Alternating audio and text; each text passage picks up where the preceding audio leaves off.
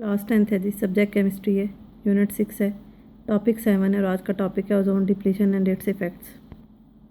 Ozone depletion and it's effects हैं। Ozone क्या चीज़ है? That is allotropic form of oxygen. Oxygen की दो एलोट्रॉपिक फॉर्म्स होती हैं, एक डायटोमिक ऑक्सीजन है which is called O2 oxygen gas, और एक ट्राइटोमिक फॉर्म है जिसमें 3 ऑक्सीजन एटम प्रेजेंट होते हैं, दैट इज़ कॉल्ड ओजोन। और यहाँ ये आपके पास क्रिएट कैसे होती है? That is formed by the reaction of diatomic oxygen with monoatomic oxygen in the atmosphere. So it is formed in atmosphere by the association of an oxygen atom with an oxygen molecule. ये oxygen atom है, ये oxygen molecule है, और इसका reaction कहाँ पे होता है? मिड स्ट्रेटोस्फीयर में, जहाँ पे ये कंबाइन होके कौन सी फॉर्म में कन्वर्ट हो जाती है? O3 मीन ओजोन की फॉर्म में कन्वर्ट हो जाती है। सो ozone is present through out the atmosphere, लेकिन इसकी मैक्सिमम कंसनट्रेशन, जिसे हम क्या कहते हैं? ओजोन लेयर कहते हैं, वो कहाँ पे प्रेजेंट है? स्ट्रेटोस्फीयर रीजन में प्रेजेंट है, और स्ट्रेटोस्फीयर रीजन में भी 25 to 30 kilometre away from the earth surface. And this layer surround the globe. Globe मतलब हमारे अर्थ को ये सराउंड करती है और अर्थ को प्रोटेक्ट करती है from harmful ultraviolet radiation which comes from sunlight. और अगर ये लेयर आपकी स्ट्रेटोस्फीयर में प्रेजेंट नहीं होगी तो हार्मफुल अल्ट्रावायलेट रेडिएशन डायरेक्टली अर्थ पे आके skin cancer like disease create कर सकते हैं। सो ozone layer in stratosphere is beneficial for life on the earth. यहाँ पे डायग्राम में आप देखें तो ये अर्थ है और उसके अराउंड क्या चीज़ है? ओजोन लेयर है, जो अल्ट्रा वायलेट रेडिएशन को क्या करती है? एब्जॉर्ब कर लेती है। यहाँ पे जो डिफरेंट केमिकल रिएक्शन होते हैं, एक अपर स्ट्रेटोस्फीयर में, एक मिड स्ट्रेटोस्फीयर में, तो high energy ultraviolet radiation use हो जाती है अपर स्ट्रेटोस्फीयर में, और जो माइल्ड एनर्जी अल्ट्रावायलेट रेडिएशन होती हैं वो कंज्यूम हो जाती हैं मिड स्ट्रेटोस्फीयर में। जो लो एनर्जी अल्ट्रावायलेट रेडिएशन है वो आपकी लो स्ट्रेटोस्फीयर से मूव करके कहाँ पे आती हैं? अर्थ पे आती हैं।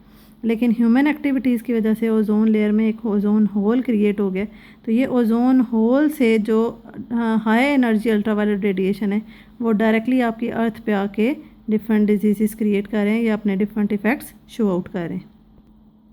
Under normal conditions ozone concentration in stratosphere remains nearly constant through a series of complex atmospheric reaction, क्योंकि यहाँ पे दो रिएक्शंस हो रहे होते हैं, एक उसकी फॉर्मेशन और एक उसकी decomposition.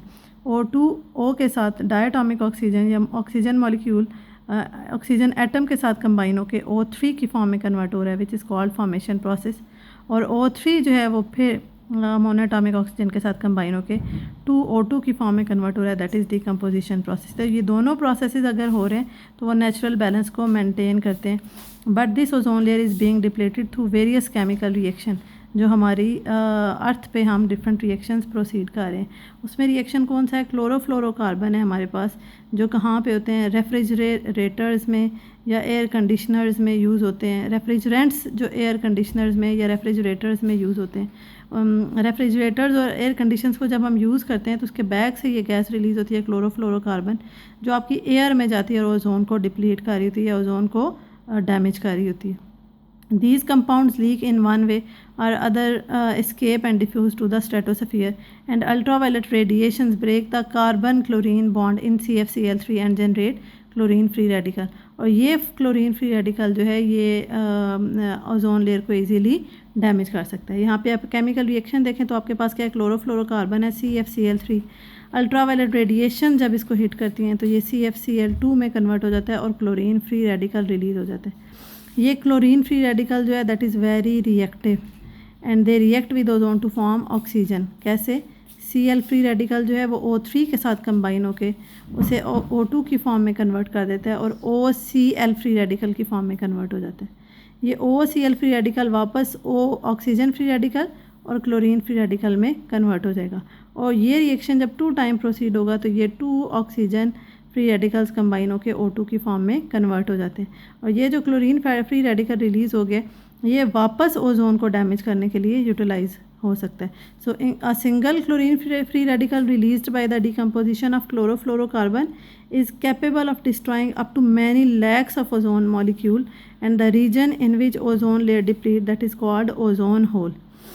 Signs of ozone depletion was first noticed over, सबसे पहले कहाँ पे इसके साइंस हैं वो ऑब्ज़र्व किए गए थे? अंटार्कटिका में 1980s में, एंड देन इन 1990s में इसकी डिप्लीशन को रिकॉर्ड किया गया था all over the Arctic region.